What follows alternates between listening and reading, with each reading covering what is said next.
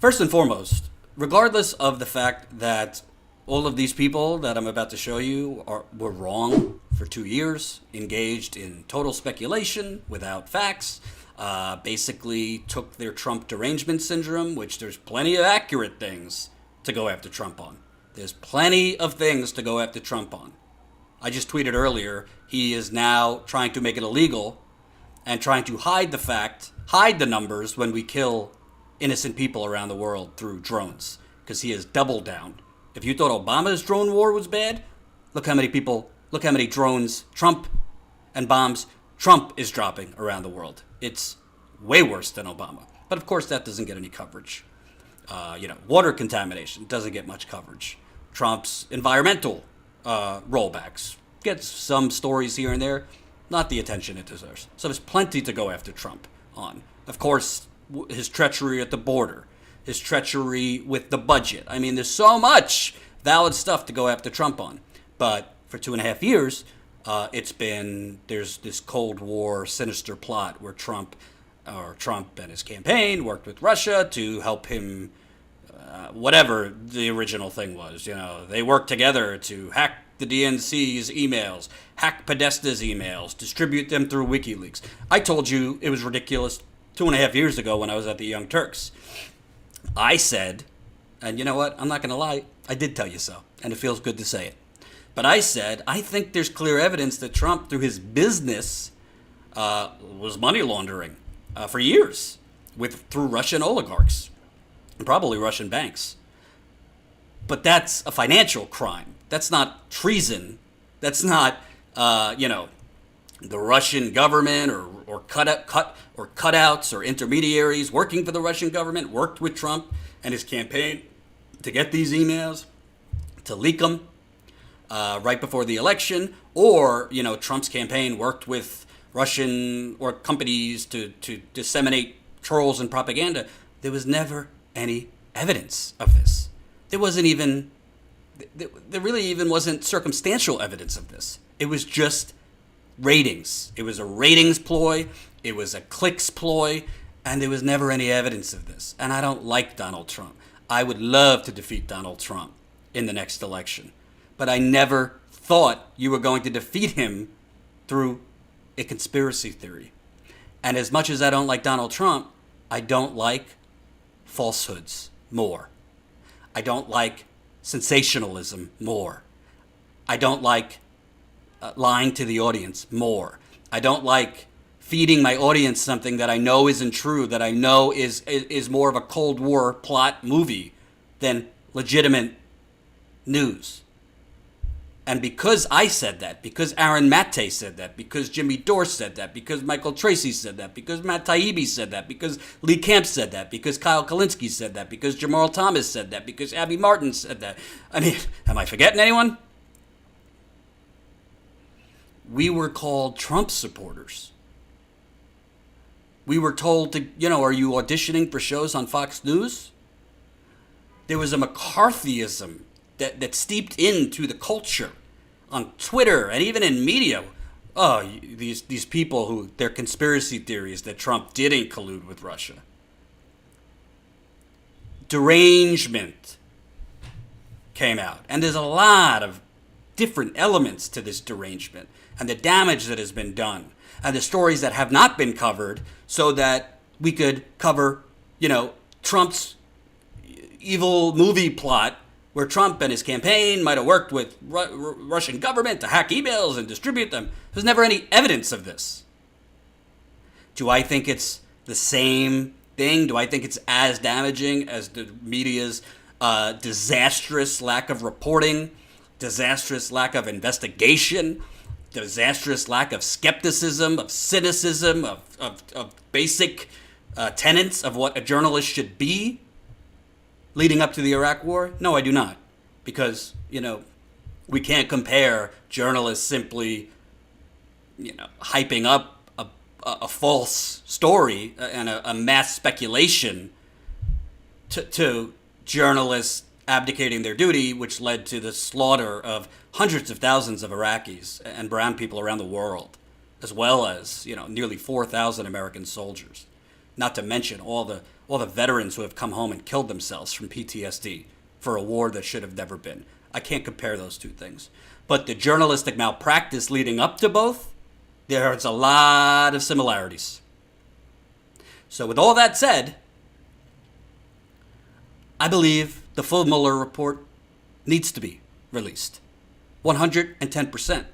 Because just because Aaron Mate and Jimmy Dore and myself and Michael Tracy and all the other people I've listed, and apologies if I'm forgetting anybody, and Jen Dyes, by the way, Jen Dyes with Status Coup.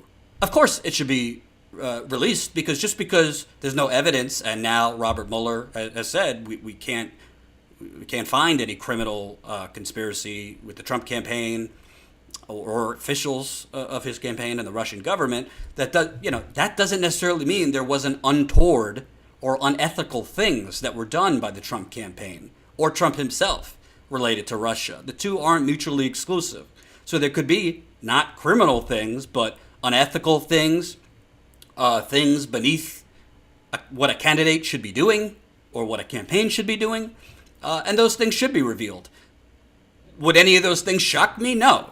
But is that, if there were untoward things the Trump campaign did, is that the same thing as, conspiring with a foreign government to hack somebody's emails or hack the DNC's emails to distribute them? Is that the same thing as working with a foreign government or intermediaries to push out false information like Facebook pages, which was absurd to me? Oh, the Russians swung the election because they created fake Facebook pages. No, it's not the same thing. But there should be transparency, so we should know, how did Robert Mueller come to these conclusions? How did he come to the conclusions not to charge Trump? How did he come to the conclusions not to charge anyone in Trump's campaign? I'd like to know. I don't think that's controversial. I think we all should know. Whether the wider American public, who is living paycheck to paycheck and struggling to put food on the table and are deciding between medicine for their kids or groceries for their kids, will take the time to read what's probably a very long report. Probably not. But so I think the full report should be released. Secondly, I think it's preposterous, absolutely preposterous, that Robert Mueller's findings did not find, or did not, whether he charges or not, or at least did not produce evidence of obstruction of justice. Listen, I don't have Trump derangement syndrome, but facts are facts. Donald Trump clearly obstructed justice during this investigation. That's not criminal collusion. He went on national television announcing he fired the FBI director, James Comey, because he was investigating Trump's campaign's dealings with Russia. He literally announced that he fired the FBI director because he was investigating Trump. That's like blinking red lights, obstruction of justice. So, I mean, I don't. It's mind-boggling, honestly. And if you read Bill Barr's synopsis of the Mueller report, Mueller basically kind of punted on that. He didn't particularly say, I didn't find evidence of obstruction of justice, but he kind of basically said, we're leaving that to the Department of Justice.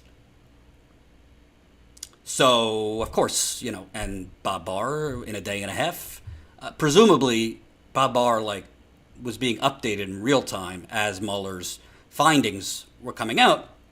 Bob Barr basically said, I didn't find evidence of obstruction of justice. And his reasoning, to me, is ridiculous. He basically is saying that, well, how could there be obstruction of justice if Robert Mueller didn't find criminal collusion?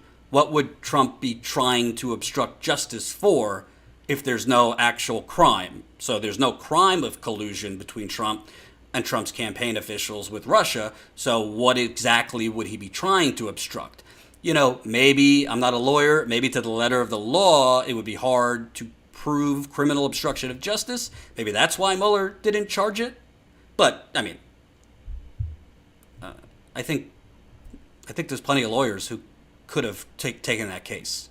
And, frankly, Bob Barr, before he was approved as the Attorney General, he was outspokenly said, was kind of pouring cold water on the Russia investigation as well as obstruction of justice.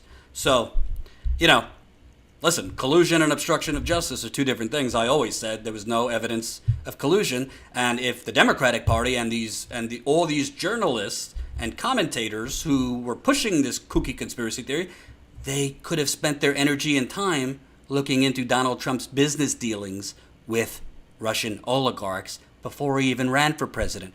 Gee whiz, why does he always talk so kindly about Vladimir Putin? Why does he bow down to Vladimir Putin? Maybe because his business dealings, his business, which he's still making money from, that's way more of a scandal than some sinister plot of Russian collusion. Donald Trump, as president, is making money off of the Trump Organization. The emoluments clause has been violated 7 ways to Sunday. He's still making money. There's no safeguards in that he's not profiting off of his business. It's the head of the ethics office in D.C. resigned over this.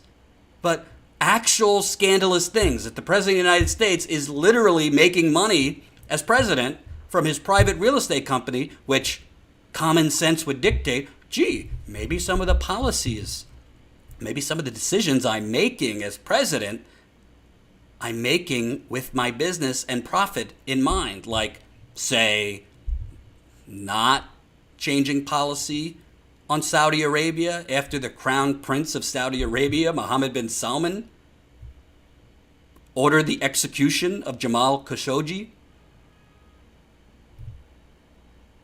No, that has nothing to do with Trump making money off of business dealings with Saudi Arabia to this day. I mean, come on. I don't understand. You want to know why?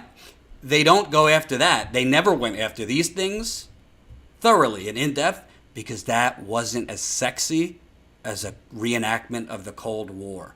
Rachel Maddow's ratings weren't going to go up double. She wasn't going to become the biggest cable news star just talking about Trump's dealings with Saudi Arabia or Israel or filling the United Arab Emirates. No. The cable news audience and the New York Times reader is an older audience. And what does an older audience have? And I'm not criticizing older people because the status quo has plenty of older folks in our audience. We love you equally.